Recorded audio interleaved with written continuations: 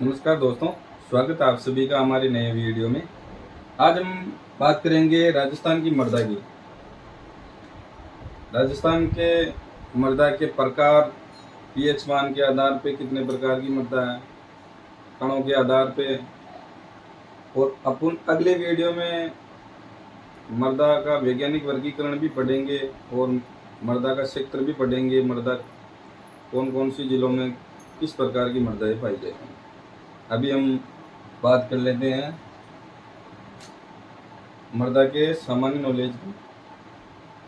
विश्व मृदा दिवस 5 दिसंबर को मनाया जाता है प्रतिवर्ष। राजस्थान की मृदा में नाइट्रोजन व फास्फोरस की कमी होती है। सेम की समस्या पश्चिमी राजस्थान, इंदिरा गांधी नहरी क्षेत्र, जिन जिन क्षेत्रों में उनके आसपास के जो क्षेत्र है, नहरी क्षेत्र के आसपास जो क्षेत्र है, उनमें सेम की समस्या ही पाई जाती है। मृदा पीएच मान के आधार पर 3 प्रकार की मृदाएं होती है। पहली उपजाऊ या उदासीन मृदा, दूसरी अम्लीय मृदा, तीसरी क्षारीय मृदा। उपजाऊ मृदा या उदासीन मृदा का पीएच मान 7 होता है। अम्लीय मृदा, इसका पीएच मान 7 से कम होता है।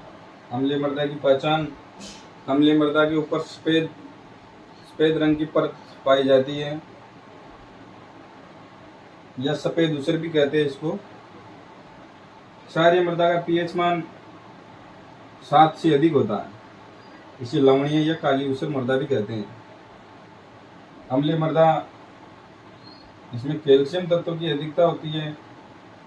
इसका उपचार चूना, फास्फोरस, जस्ते का चूर्ण से इसका उपचार किया जाता है। क्षारीय मृदा, इसमें सोडियम कार्बोनेट की अधिकता होती है। इसका उपचार जिप्सम द्वारा किया जाता है।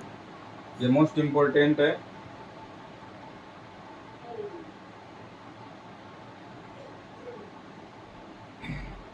अब हम बात कर लेते हैं कणों के आधार पर 3 प्रकार की मृदा है। 3 बारीक कण, जिसे चिक्का कहते हैं, चिकनी, काली, रेंगूर, कपासी, वर्टिसोल।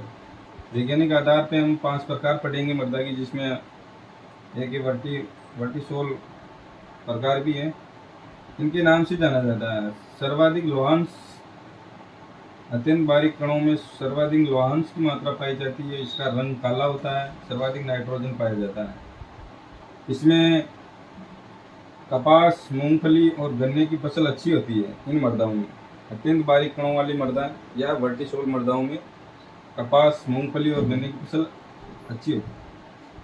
दूसरी प्रकार की है कणों के आधार पे मध्यम आकार के कणों की मृदा, इसे जलोढ़, दोमट, खातर, कच्छाई, कांप, एल्पिसोल आदि नामों से जानते हैं। मध्यम आकार की मृदा, ये पूर्वी मैदानी भाग, राजस्थान के पूर्वी क्षेत्र में ये मृदाएं पाई जाती हैं।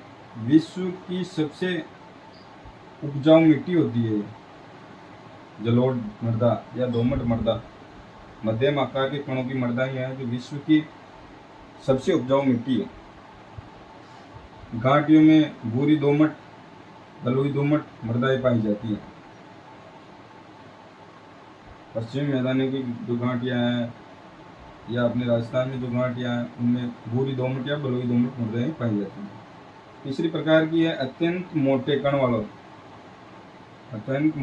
वाली मृदा, इसे रेतीली, बलुई, लवणीय, अम्लीय, इसे वैज्ञानिक वर्गीकरण के आधार पर एल्डोसोल के नाम से जाना जाता है।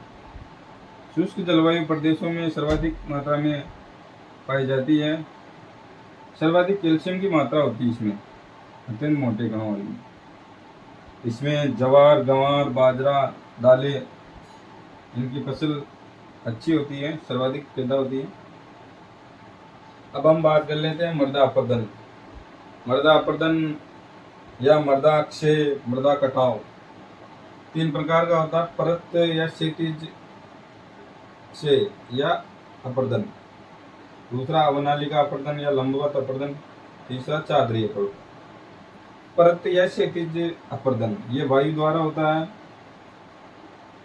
ये रेगिस्तान में सर्वाधिक होता है, जिसमें सर्वाधिक जैसलमेर जिले में, न्यूनतम धौलपुर जिले में, सर्वाधिक जैसलमेर जिले।